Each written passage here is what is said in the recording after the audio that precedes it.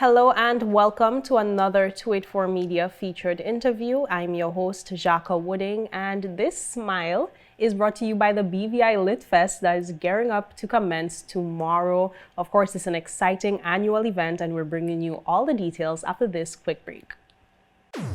We mash the gas, them bite the dust. We set the speed while they gathering rust. Inside we heart BVI come first. So please don't be fooled, cause they not like us. Once we mash the gas, them bite the dust. Cause we always fast and we always fuss. If you want real speed, you know who to trust. Somebody better tell them they're not like who? They're not like us. CCT fast, like CCT fuss, like CCT just generosity, love the community bad, like CCT fuss with the 5G. Cause BVI is we.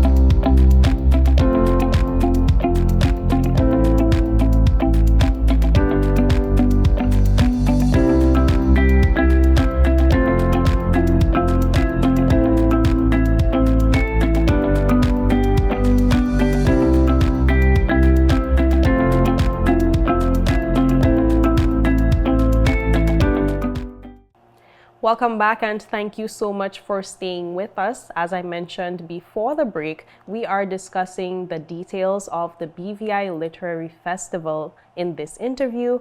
But of course, I'm going to need some help to walk you through all of the details of this event. So I have two wonderful guests in the building today. I'm gonna have them introduce themselves. Hi, Richard Georges, President of H. Lovedystone Community College. I'm Traci O'Day. I'm a senior lecturer at H. Lovedystone Community College and a member of the Lit Fest committee. Amazing. Now, thank you so much for making the time to be here. Of course, I know it is a busy time over at the college, but thank you for making the time for us to get the information out to our viewing public. Now, for anyone who may not know what the BVI Literary Festival is, this is the first time they're hearing about it, what would you sum it up as?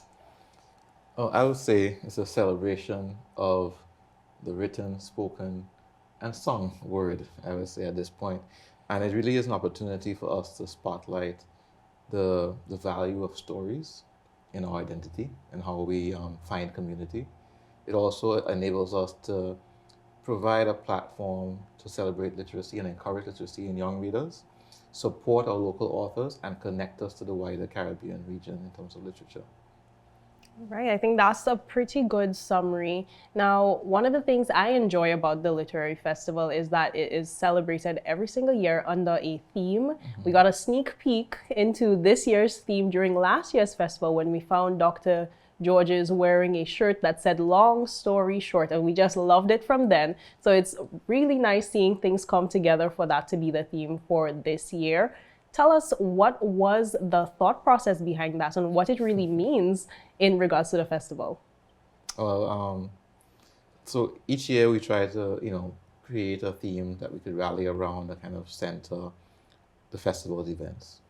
And so why we liked Long Story Short, aside from being a familiar sort of catchphrase in conversational jargon, I think also, when we are sharing stories about our experiences, that becomes a sort of a useful phrase to use when you're trying to kind of reinforce or get the moral of the story across. You say, yada, yada, yada, long story short, this is what happened.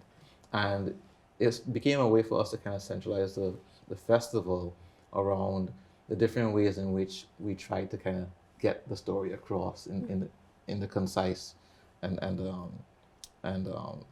digestible way.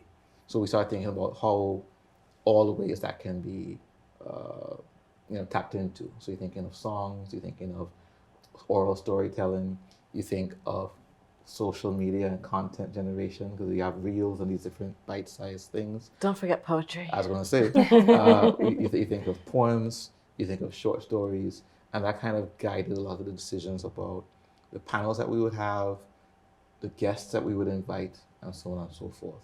So they all kind of knit together in terms of, for example, the novelist who we are spotlighting is Celeste Muhammad, and her novel is a novel in stories. So, each chapter could be a standalone story. So it's like you don't necessarily lose your place because all these different stories kind of knit together and tell the larger story. So hence, long story short. Yeah. Okay, so the festival is built up of various events. Now it's a long list of events. So to help us, I do have it here in front of me. We start off with a book launch tomorrow. That would be Beverly Vanderpool, who's launching her book. I think a lot of the time when people think about reading and books and literature, they tend to go to fictional, or they tend to go to therapeutic books, or books on things like psychology, academic work, etc. But her book focuses on careers and navigating the professional world as a woman. So how did that come across? How did her launch become part of the Lit Fest?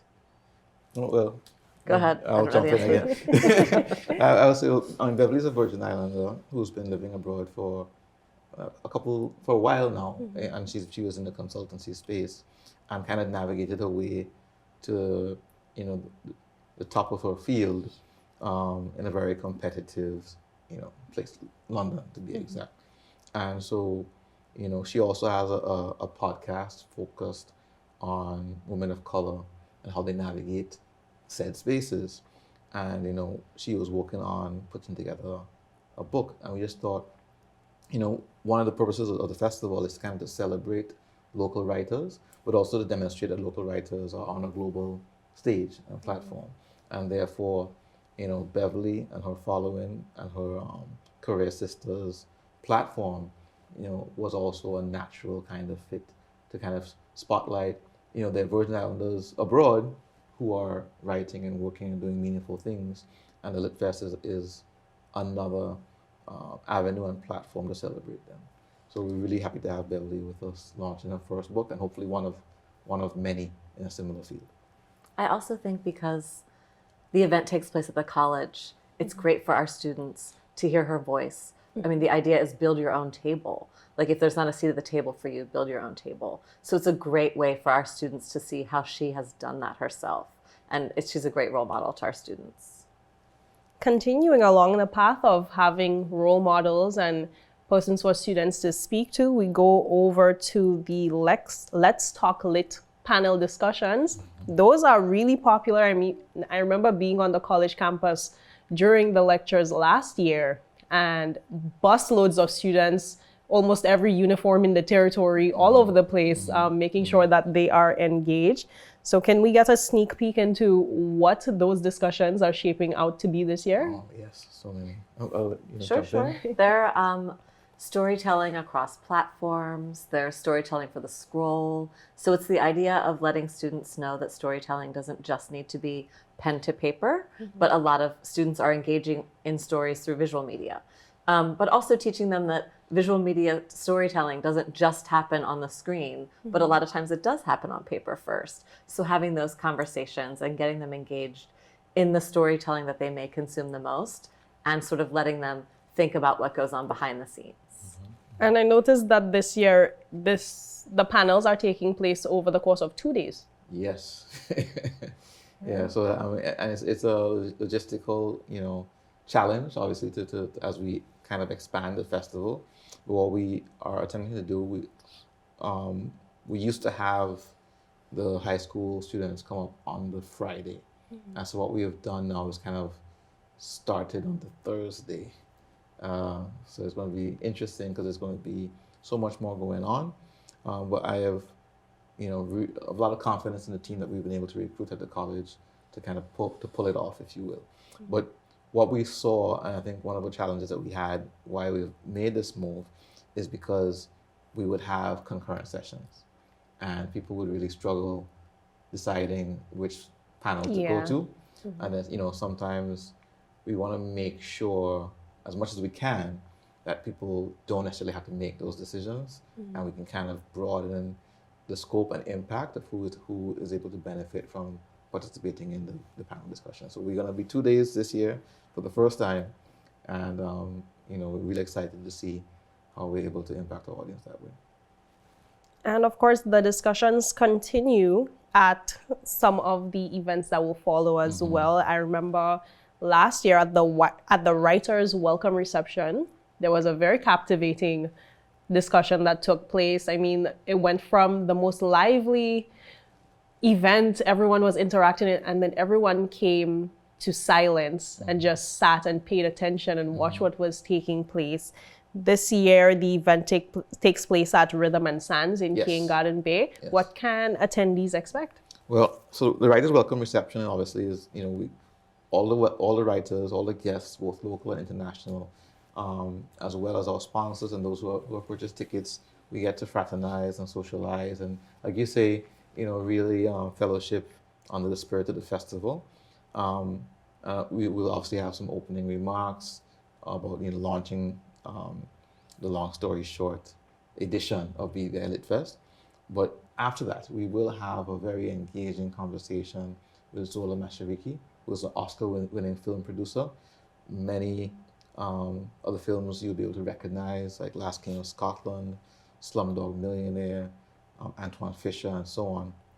And she was in her role as as a vice president, at Searchlight, was able to make these films, and such powerful, almost classics at this point. And so we're really blessed to have Zola Mashariki with us this year, and she's going to be pretty engaged during the course of the festival, both engaging in a filmmakers panel discussion, then at a one-on-one about her career in film, in podcasting, etc. At the welcome reception, and then she'll be having a filmmakers workshop on Saturday as well. So we're really excited about that. And then after that, we're going to be serenaded by the Razor Blades to close the night out. So we're really excited about the welcome reception. Okay, I don't think there will be any tickets left by the time people watch what you just said. So I think this is the point in time where I tell members of the public, please go get your tickets because they will become sold out very, very soon. Yeah, that's bvilitfest.com, by the way. All right, now, after the writers' welcome reception, okay, so this takes us down to Thursday. On Friday, the 7th, we have the book fair. I mean, from public response to the recent visit of the Logos Hope, I think they still want more opportunities to access more titles. So I think this is a wonderful time to have the book fair return to the BVI Lit Fest. What can we expect at that event? Well, we have at least at this point 15 local authors who will be displaying, sharing, signing, and selling copies of their books, as well as members from the publications community, BVI Beacon. Lyman BVI is going to relaunch their magazine on Friday. We're so excited about that. And just, it's going to be a great opportunity for writers to mix and meet each other. And it'll be going on in the Learning Resource Center at HLSCC at the same time that the panels are taking place. So it'll just feel like a writing community. And we're really excited for all of the writers who have offered to come and share their stories and share their time and sell their books to the public. I think they're really excited to share with the public as well. All right. Now, of course, I would love to go through every single event on the calendar, but you have not made it easy because the calendar is so packed for this weekend long event. But I will just run through them quickly. Of course, Sunset Stories returns to Brandywine Estate Restaurant. That's another event I don't think people would want to miss, but we're not going to go into it because we want to have them head over to the website and read more about the event. If I could, Jhaka, I would like to just plug one thing at Sunset Stories, if you don't mind. Because yes, while we're headlining with Celeste Muhammad's new novel, a really exciting thing about the Sunset Stories is that we are spotlighting a collection of Virgin Islands short stories, which will be being published next year But this year at the Lit Fest, we have the editors as well as the publisher, and several of the contributors to that story collection. It's called Virgin Islands Noir, being published by Akashic Books, and we're very excited about it. It's a BVI/USVI collaboration of short stories. So really excited about that. If you come to Brandywine, you'll get a sneak preview of what's being published next year in Virgin Islands Noir. Dr. Georges is putting in extra work to sell those tickets. Listen, but of course that's a wonderful addition. I'm glad we didn't breeze over that one. So feel free to stop me while I'm going through the rest of the events as well. We have the Literary Wonderland, and I'm going to contradict myself because I'm going to stop myself right here because this is such an important event for the kids. Before we go into what the Literary Wonderland is, could you just touch on the importance of the literary festival reaching out to the younger generation as well? Oh yeah, sure. So this will be the third year that we have having the Wonderland, and obviously on Saturday we'll have the Tortola edition. We were meant to have the Virgin Gorda edition in October, but the weather unfortunately postponed us, so that'll be rescheduled for November 15th at the college's campus in Virgin Gorda. This is where we try to stir up that love for reading and for books, and for stories in the young children. So we are aiming at a demographic of 4 to 12. There'll be dramatizations, there'll be stories told, there'll be songs, there'll be games, bouncy castle obviously, and of course popcorn and hot dogs and other fun stuff like that. It is one of the most popular events, to say the least, and every year it has grown substantially. So if you do have young ones and you're planning to attend the Wonderland, I would highly recommend that you register as soon as possible. It is managed and run by our lovely staff at the Virgin Islands Studies Institute. And also it's free. Yeah. So that's such an amazing thing about it, and why we really want to attract the young people is by making it free. And another nice thing about it is that there are writing workshops going on. So if there's a parent who wants to take a class, you can drop your kid off at the Literary Wonderland, and then you can go take one of the writers' workshops with one of us. So it's sort of a nice opportunity for a mom or a dad who doesn't have childcare to be able to take a class that they might not have been able to take otherwise. And it's also a great opportunity for us aunties and the uncles and the godparents who would also like to bring the kids out to those activities. And I mean, even if you don't want to attend the writing workshop, you might be able to stick around and help the facilitators Exactly. and maybe walk away with some ice cream too. I would be remiss if I didn't mention that this year the Tortola Literary Wonderland is sponsored by Harney's. We're very grateful. They came on board this year to sponsor the Literary Wonderland. And the one in Virgin Gorda has been sponsored since last year by the North Sound Foundation. So we're very thankful. We speak more about our sponsors. We're very thankful for the army of sponsors that have arisen to support the Lit Fest.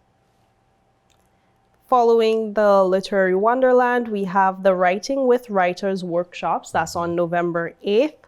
Also on November 8th, we have Arts for Art's Sake. Could you walk me through that event? This is my first time, I'm also a member of the public dying to know more about the festival. So we're expanding. It seems like we forever expanding. Yeah. But we're moving into, conversations about visual arts.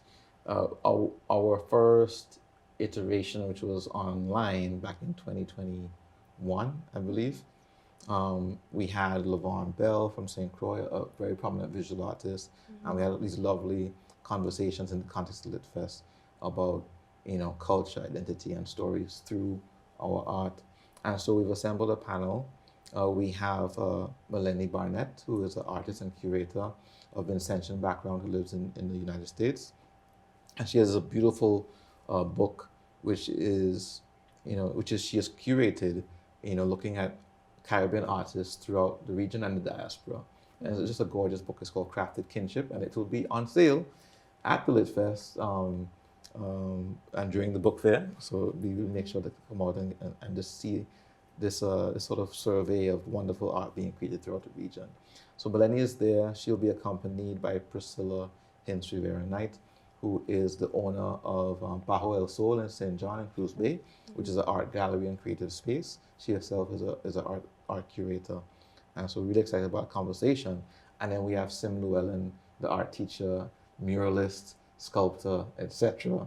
I think most people know Sim. He's working on a mural right now in Virgin Gorda, which is pretty special. And he just completed one in, I want to say George's North Side. And so the three of them will be in conversation about art and community with the moderator, Via Hodge-Donovan, who's also an artist. I know I saw her name on the list for this Yes. event. I was waiting for her to be mentioned. She is Yes. so talented. She is. And so it's conversations about storytelling, community, and identity in the context of visual arts and curation. So really excited about that, and ways in which we can, sort of elevate our appreciation of visual art and its importance to the community. And we need to reach out to artists in the community to attend this event. We would love to have as many artists who are interested to come out and take part. It'd be a great opportunity for them. And I'm looking at the flyer and I'm looking very hard, but I don't see the little ticket logo next to that event. So is it free to attend? Yes, the art for art's sake is free to the public. Wonderful. All right. And then we are still on November 8th. We're moving into the evening now Yes. for the Light a Fire Poets Showcase. That was such a captivating event last year. This year it moves to the Cyril B. Romney Tortola Pier Park. Okay, I'm trying to convince myself not to ask more questions about this event because I am very excited about the BVI Lit Fest, but I'm going to move right along to the book brunch, taking place again this year at the Long Bay Beach Resort. That's at the 1748 restaurant. And then, like you mentioned earlier, we move over to Virgin Gorda on the 15th of November for the Literary Wonderland. What a packed event. Of course, for any members of the public who may not have attended previously, if you can't tell from my excitement, if you can't tell from Dr. George's excitement, if you can't tell from Traci's excitement, search it up on Facebook, scroll through the page, you will see testimonials from people who have attended the event, from people who are excited about this year's event. And I think it's something you should really consider getting involved in. Now, of course, you mentioned that the Literary Festival is constantly expanding. What new audiences are you hoping to reach this year? Well, before I answer that, I just wanted just to mention that it would not be possible without a growing network of sponsors, partners, and friends. Of course, 284 Media being one of them. But I would be remiss if I don't at least mention our presenting sponsors, who are the Ministry of Culture, Tourism, and Sustainable Development, Unite BVI Foundation, DLT Solutions, and VP Bank. And they really stepped up to the plate to make sure that the engine of the festival can continue ticking along. And every year we ask them to give just a little bit more so that we can support the expansion that you're referencing. In terms of the demographics that we're trying, obviously the visual artists are a new sort of audience that who we are reaching out to. We're trying to make it also through the book fair. Traci has been able to spearhead, trying to make a more concerted effort to get local writers who might not have been as engaged in the past, to bring them into the fold and to get them into the panels. And also what we really need to do is to encourage them to take advantage of the workshops, because we don't always have the opportunity or the means to participate in writers' workshops of this level. And we're able to bring very talented facilitators at a very reasonable cost of $25 for a 2-hour workshop, whereas in other jurisdictions it might be considerably more than that to have that kind of access and direction. So we really want to encourage any budding writers, like maybe somebody else sitting with us today, to take advantage of the workshops that we're making available during the Lit Fest. I think the last demographic I would say, we're always trying to grow is young people in general, particularly. That's why we make such an effort to bring high schoolers in for the panel discussions. We have on-campus Stingray only poetry slam to encourage them. And we're always trying to get, any and everybody really, because literature is really a reflection of the community that it comes from. And so, we really want everyone to get excited, to get involved, and to learn, how we can kind of participate to encourage a love for reading, a love for writing, and telling our own stories. And also the other islands as well, like expanding to being able to have the literary wonderland in Virgin Gorda as well. I think in the future it would be great if we could expand to our other sister islands and get more involvement from them to make sure that we're all one Virgin Islands, united. And especially considering one of our poetry forefathers is from Anegada. Yes. So we need to make sure that we keep that link alive. Now that we've built all of this excitement, I'm sure people would like to know where they can access these tickets. You did mention the website earlier, so just walk us through how members of the public can access fully detailed information about the events and, of course, purchase tickets. BVILitFest.com is our website. The full schedule is on there, set up day by day.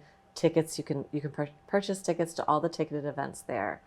We also have our Facebook page and our Instagram page where you can access similar information and sometimes more detailed information on there as well. And then we have ticket outlets. I'm not sure what all the ticket outlets are. We have Beans in town.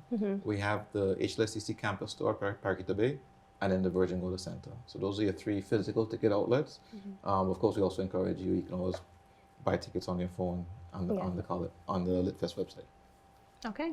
All right. Well, thank you both so much for your time today. I'm going to let you return to your teams now because I'm sure there's still loose ends that need to get tied up before the event gets going. Thank you so much. Thank you so much for having us. And thank you so much for staying tuned with us. I'm hoping to see you over at the BVI Lit Fest throughout the next few days. That's starting on Wednesday and concluding on Sunday. I'm Jhaka Wooding Donovan, and I'm hoping you stay tuned to 284 Media for more great content.